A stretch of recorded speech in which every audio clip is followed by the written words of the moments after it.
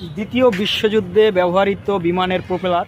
আসসালামু আলাইকুম বন্ধুরা, আপনাদেরকে কাছ থেকে একটা খুবই গুরুত্বপূর্ণ জিনিস দেখানোর চেষ্টা করি। সেটা হচ্ছে দ্বিতীয় বিশ্বযুদ্ধে ব্যবহৃত B-25 বোমেরু বিমানের প্রপেলারের ধ্বংসাবশেষ যদি আপনাদেরকে দেখাই, আপনারা চিন্তা করতে পারেন এটা দ্বিতীয় বিশ্বযুদ্ধে ব্যবহৃত বিমানের প্রপেলার, তার অংশ এখানে একটা রাখা রয়েছেন। এবং ঠিক এই পাশটাতেই কিন্তু প্রপেলারটা সংরক্ষিত আছে কাঁচের গ্লাসের ভিতরে। এই যে মানে নিজের ভিতরে একটা আবেগ কাজ করে যে আসলে দ্বিতীয় বিশ্বযুদ্ধের সময়, আজ থেকে কয়েক যুগ আগের কথা, তখনকার বিমানের প্রপেলার এখানে সংরক্ষিত রয়েছেন, যেগুলো কাছ থেকে দেখতে পেরে আসলে নিজের ভিতরে যে একটা ভালো লাগা কাজ করে, বা আসলে ইতিহাসে এরকম একটা জিনিস দেখা আসলেই নিজের কাছে সৌভাগ্যের ব্যাপার।